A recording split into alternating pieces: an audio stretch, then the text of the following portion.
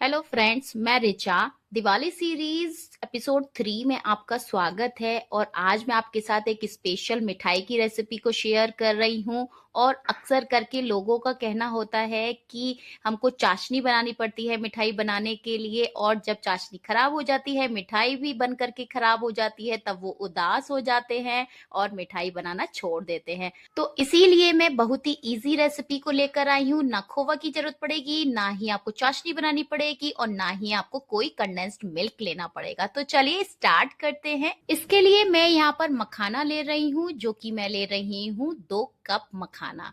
और इसको हमको भूनना है, इसका जो मॉइस्चर है उसको निकालना है, ताकि ये बिल्कुल सॉफ्ट ना हो, ये क्रिस्पी हो जाए और हम आसानी से इसको ग्राइंड कर पाए।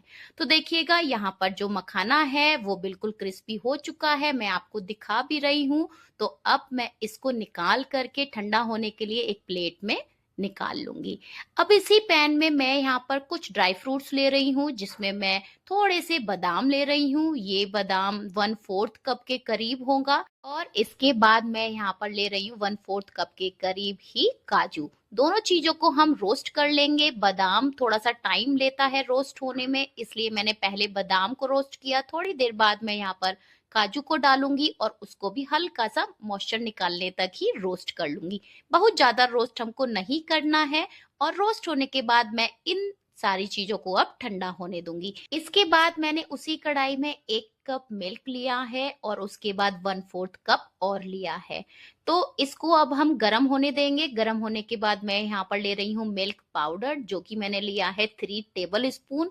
मिल्क पाउडर डालने के बाद आपको तुरंत इसको मिक्स करना है, ताकि इसमें लम्स ना पड़े। जब ये मिक्स हो जाएगा, मिक्स होने के बाद अब हम इसमें ऐड करेंगे शुगर को, जो कि मैंने लिया है 5 टेबल स्पून। इसको अब मिक्स करेंगे, और मिक्स होने के बाद जब शुगर मेल्ट हो जाएगी, उसके बाद की प्रोसेस तब करेंगे। तो जब तक कि शुगर मेल्ट होती है, तब तक हम चलते हैं अपने मखाने और ड्राई फ्रूट्स की प्लेट की तरफ। तो देखिएगा, यहाँ पर जो मखाने और ड्राई फ्रूट्स हैं वो बिल्कुल ठंडे हो चुके हैं। तो अब मैं इसको एक मिक्सी के जार में ट्रांसफर कर लेती हूँ। इसको ट्रांसफर करने के बाद हमको ग्राइंड करना है, हमको फाइन पाउडर चाहिए। तो देखिएगा, मैंने यहाँ पर इसको ग्राइंड कर लिया है। आप चाहे तो मखाना और जो ड्राई फ्रूट्स हैं उनको अलग अलग ग्राइंड कर सकते हैं। आप बादाम और काजू को अलग से करेंगे तो उनका ऑयल रिलीज हो जाएगा और वो बिल्कुल फाइन पाउडर फॉर्म में नहीं आएगा। इसीलिए मैंने मखाने के साथ ही इन सारी चीजों को ग्राइंड कर लिया है, और आप देख ही सकते हैं कि ये कितना ज्यादा फाइन हो चुका है। अब मैं इसको छन्नी से छान लूंगी, क्योंकि जो भी मिठाई मैं बना रही हूँ उसके लिए बिल्कुल ही फाइन पाउडर चाहिए मुझे। और ये जो पाउडर ऊपर वाला, जो दरदरा वाला जो बचा हुआ है, उसको आप डस्टबिन में थ्रो ना कीजिएगा, क्योंकि इसको आप किसी भी सब्जी में डाल सकते हैं, और इसको आप एयर टाइट कंटेनर में स्टोर करके भी रख सकते हैं। अब मैंने यहाँ पर एक छोटी सी बाउल में डेसिकेटेड कोकोनट लिया है, जो कि मैं इसको इसमें मिक्स कर रही हूँ। और मिक्स करने के बाद अब हम चलते हैं मिल्क वाली कढ़ाई की तरफ, जिसमें मैं थोड़े से केसर के धागे को डाल रही हूँ, और यहाँ पर डाल रही हूँ थोड़ा सा ही इलायची पाउडर। शुगर मेल्ट होने के बाद हमको इन सारी चीजों को डालना है, मिक्स करना है, और फिर से एक बॉईल आने देना है। जब एक बॉईल आ जाएगा, तब उसके बाद ड्राई पाउडर को डालिएगा और फटाफट से इसको मिक्स कर लीजिएगा। मिक्स करने के बाद ये फटाफट से ही थिक होता चला जाएगा। आपको कुछ ही मिनट्स लगेंगे कि ये बिल्कुल थिक हो जाएगा। जब ये थिक हो जाए, तब आप इसमें 1 टेबल स्पून घी को डालिएगा, देसी घी को, और उसके बाद फिर से इसको मिक्स कीजिएगा और लगातार चलाते रहिएगा। कुछ ही मिनट्स के बाद ये कढ़ाई को छोड़ देगा और इस तरह से बिल्कुल इकट्ठा हो जाएगा। आप इसकी कंसिस्टेंसी देख सकते हैं, ये बिल्कुल ही इकट्ठा हो चुका है और ये बिल्कुल ही कढ़ाई को छोड़ चुका है। तो अब मैं इसको एक बाउल में ट्रांसफर कर दूंगी ठंडा होने के लिए। और आपको याद रखना है कि इसको बिल्कुल ठंडा नहीं करना है, इसको ल्यूकवार्म रह जाए तभी हमको इसको आगे की प्रोसेस करनी है। तो मैंने जो है यहाँ पर एक ड्रॉप कलर की डाली है, येलो कलर की।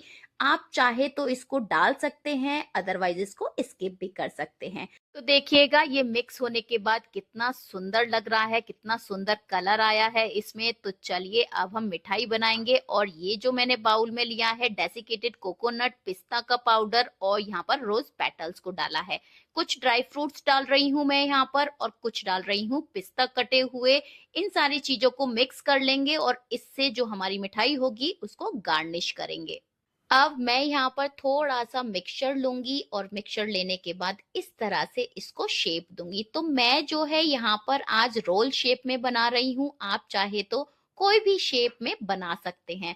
और बनाने के बाद इसको इस तरह से गार्निश कर लूँगी ताकि ये बहुत ही ज़्यादा सुंदर और स्वादिष्ट लगे। तो देखिएगा मैंने यहाँ पर एक रोल बना लिया है। इसी तरह से मैं और भी रोल्स को बना कर रेडी करूँगी और आपको मैं अब दिखाती भी हूँ कि मैं इसको किस तरह से बना रही हूँ। तो आप प्लीज़ ध्यान से देखिएगा तो आपको ये वाली जो शेप है वो बन कर के आपकी भी आ जाएगी। इस तरह से मैंने इसको गार्निश किया और गार्निश करने के बाद ये भी रोल मेरा रेडी हो चुका है। मुझे पर्सनली ये वाली शेप मिठाई में बहुत ही ज़्यादा अच्छी लगती है, इसलिए मैं ये वाली शेप ज़्यादातर बनाती रहती हूँ। तो फिर चलिए अब मैं सारे के सारे रोल्स को बना लेती हूँ और देखिएगा ये कितना ज़्यादा सुंदर लग रहा है। आप भी इस शेप में और इस तरह से गार्निश ज़रूर से कीजिएगा। तो देखिएगा अब जो मेरी प्लेट है वो सारे के सारे रोल बन चुके हैं उस प्लेट में। और आप इस तरह से बना सकते हैं और ये जो एक पेड़े वाली जो शेप है वो भी मैंने आपको दिखा दी है। आप इस तरह से भी इसको बना सकते हैं। तो फिर चलिए अब मैं आपको प्लेट सर्व करके दिखाती हूँ ताकि जब आप सर्व करके दिवाली वाले दिन रखेंगे तो ये कितनी ही ज़्यादा अच्छी लगेगी और कितनी ही ज़्यादा स्वादिष्ट लगेगी। खाने वाले का मन खुद ब खुद ही इस पर आ जाएगा और वो खुद ही खा लेगा। तो देखिएगा ये जो सारे के सारे रोल्स हैं वो कितने ज़्यादा अच्छे लग रहे हैं दिखने में भी और ये खाने में भी उतने ही ज़्यादा टेस्टी थे। और मैं आपको इसको तोड़ करके भी दिखा रही हूँ तो आप देख सकते हैं कि ये जो मिठाई है वो कितनी ज़्यादा सॉफ्ट बनी थी। वाक़ई में ये बहुत ही ज़्यादा सॉफ्ट बनी थी और ये टेस्टी भी उतनी ही ज़्यादा थी। तो प्लीज़ आप एक बार से इस मिठाई को ज़रूर से ट्राई कीजिएगा। मैंने इसका नाम मखाना कोकोनट बर्फी रखा है, तो प्लीज़ आप इस कोकोनट मखाना बर्फी को ज़रूर से बनाइएगा।